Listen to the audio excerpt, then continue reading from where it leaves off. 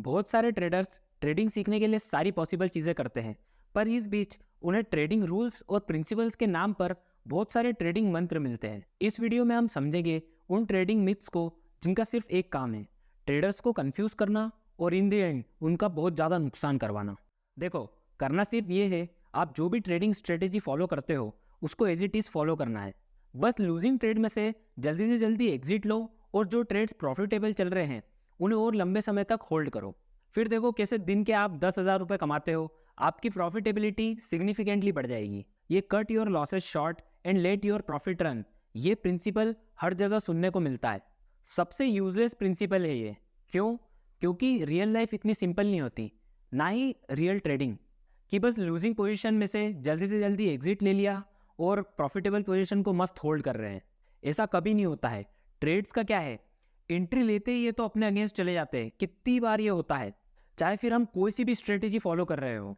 तो अब क्या ये कट योर लॉसेस शॉर्ट के चक्कर में एग्जिट लेते रहेंगे और ब्रोकरेज, टैक्स और छोटे छोटे लॉसेस से बर्बाद होते रहेंगे। और ये क्या है, लेट योर प्रॉफिट रन, कब तक? ग्रीन पोजीशन को रेड होने में कितना टाइम लगता है? इसका ये मतलब भी नहीं है कि हर कोई स्कैल्पिंग करने लग जाए, पर एक प्रॉपर एग्जिट स्ट्रेटेजी को फॉलो करेंगे ना, कि प्रॉफिट को चलते रहने देंगे जब तक कि ट्रेड्स लॉस नहीं देने लग जाए। ज़्यादा छोटे स्टॉप भी नहीं रख सकते, नहीं तो रैपिडली छोटे छोटे लॉसेस इंक्रीज होते जाएंगे और ओवरऑल जो लॉस होगा वो बहुत ज़्यादा इकट्ठा हो जाएगा। असल में इस रूल को ट्रेंड फॉलोवर्स यूज़ करते हैं, पर उसमें भी ये ऐसे विदाउट कॉन्टेक्स्ट जनरलाइज्ड रूप से अप्लाई नहीं होता है। ओवरऑल एक प्रॉपर एंट्री, एग्जिट और स्टॉप वाली स्ट्रेटेजी जो कि बैक टेस्टेड या फिर जिसको हम पेपर ट्रेड कर चुके होंगे उसे एज इट इज़ फॉलो करेंगे, ना कि ये विदाउट कॉन्टेक्स्ट वाले मंत्र को। इस रूल या फिर मंत्र का कोई भी यूज़ नहीं है, सिर्फ कोट्स लिखने में या फिर रील्स में सुनने में बोलने में बहुत अच्छा लगता है। अब आपको मैं एक मस्त स्ट्रेटेजी बताता हूँ जिसको फॉलो करके आप सब करोड़पति बन जाओगे, मतलब बहुत प्रॉफिटेबल हो जाओगे। एक 20 पीरियड का सिंपल मूविंग एवरेज चार्ट पर लगाना है और साथ में एक 40 पीरियड का सिंपल मूविंग एवरेज कोई सी भी टाइम फ्रेम पर।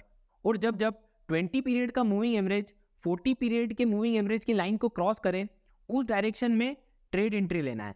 जैसे 20 वाला 40 वाले को क्रॉस करके ऊपर गया तो बाय, और जब क्रॉस करके नीचे आया तो सेल। सिंपल।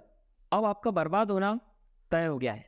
जितने भी पैसे ट्रेडिंग अकाउंट में हैं भूल जाओ, क्योंकि ये स्ट्रेटेजीज ऐसे तो बिल्कुल भी काम नहीं करती है। पर अपन ने तो ये रूल पढ़ा है कि trading is all about simple strategies. बिल्कुल भी नहीं। सिंपल सिर्फ समझने में हो सकती है, पर लाइव मार्केट में अप्लाई करना किसी भी स्ट्रेटेजी को और कंसिस्टेंटली अप्लाई करते रहना हमेशा कॉम्प्लेक्स टास्क होता है।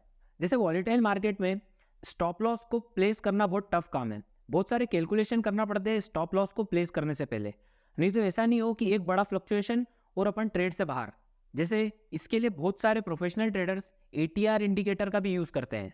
अब विदाउट स्टॉप लॉस भी ट्रेड नहीं कर सकते, क्योंकि अगर हाई लेवरेज रही जो कि ऑप्शंस और फ्यूचर्स मार्केट में रहती है तो अकाउंट ब्लो होने तक का रिस्क रहता है। फिर position sizing, risk to reward ratio, इन सब की कैलकुलेशन बहुत डायनेमिक होती है, और इन सारी चीज़ों को क्लियर करे बिना एंट्री नहीं ले सकते किसी भी ट्रेड में। स्ट्रेटेजी सिंपल हो सकती है, पर उनका execution with proper risk management हमेशा कॉम्प्लेक्स और कॉम्प्लिकेटेड टास्क होता है। Risk of ruins, expectations, account का जीरो होना, ये सारे फैक्टर्स बहुत बड़े हैं और बहुत रिस्की फैक्टर्स हैं। इन सब की कैलकुलेशंस कभी भी सिंपल नहीं होती। इसलिए trading is all about simple strategies, ये पूरी तरीके से गलत है। मेरे हिसाब से a complete trading strategy is always complex. ये ट्रेडिंग मंत्रास कभी सभी अप्लाई होते हैं और मोस्ट ऑफ द टाइम तो बिल्कुल भी नहीं होते। ऐसे और कई रूल हैं जो कि ट्रेडर्स का सिर्फ नुकसान ही करवाते हैं, जैसे ये और ये। एक बात सबसे इंपॉर्टेंट है कि इन रूल्स में सबसे बड़ी दिक्कत ये है कि इनको बहुत जनरलाइज कर रखा है, जबकि ट्रेडिंग हमेशा बहुत सब्जेक्टिव होती है। ट्रेडर पर डिपेंड करती है बहुत सारी चीज़ें, जैसे वो क्या स्ट्रेटेजी फॉलो कर रहा है, क्या रिस्क एपेटाइट है उसका, क्या पोजीशन साइजिंग रखता है वो। तो इन रूल्स को कभी भी आंख बंद करके मानना नहीं चाहिए। तो हमेशा हमें अपनी स्ट्रेटेजी को एज इट इज़ फॉलो करना चाहिए, जैसे हमने बैक टेस्टिंग की या फिर पेपर ट्रेडिंग के टाइम पर फॉलो की थी, एज इट इज़ फॉलो करना चाहिए। तो इसी के साथ वीडियो को एंड करते हैं।